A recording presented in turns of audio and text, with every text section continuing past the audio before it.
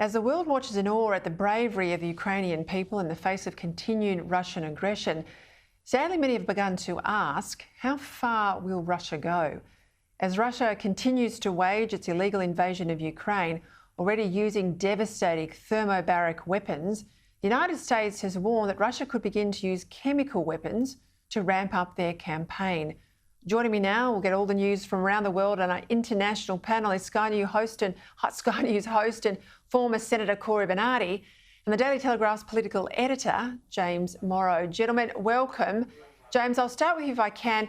We know the Russians have used poisons before in Salisbury against defectors. We know about Alexander Litvinenko in London, poisoned as well. Is US intelligence correct here? Are chemical weapons really on the table, and we think next in Ukraine? Well, U.S. intelligence, I always take anything that they say with a grain of salt, because obviously they've got their own agendas that they're trying to pursue. But that said, obviously Vladimir Putin is waging a real war of aggression, an illegal war of aggression, but also one of annihilation. He seems clearly not to care about how much he damages or destroys Ukraine, which he also seems to want to possess as well for Russia. So I don't see any reason why he would rule out using chemical weapons. He doesn't see anything, I think, have the same sort of moral qualms about so-called weapons of mass destruction that those of us in the West do. Cory, this doesn't look like it's going to plan. I've been reading a lot of analysis from military strategists, former generals and others right around the world. So far, even though they are still pummeling the Ukrainian people, it's been a serious military embarrassment, I think, for Putin. So what does this mean for his position internally, do you think? Yes, it's hugely challenging, Peter. Firstly, for us as observers to know what to believe from the media reports.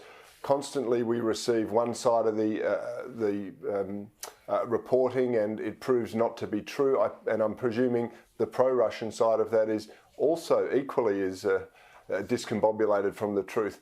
But the clear design here by the West is to undermine Putin's standing within Russia so that he can be deposed and there will be some sort of coup to get rid of him. Russia and Putin have been a thorn in the West side. He hasn't capitulated on the climate change agenda, which has been peddled by most of the Western countries. He hasn't fallen for wokeness and ESG accountability, and they don't like that. And I really do believe that part of the strategy for the West is to depose him, and when they've done that, then they'll start to look at moving Xi on from China. And Putin, unfortunately, by invading the Ukraine, has played into their hands quite a bit. So there's a lot to unpick here, Peter, but it's a huge challenge for the world, and it's a huge challenge for all of us to understand where this is going to end up.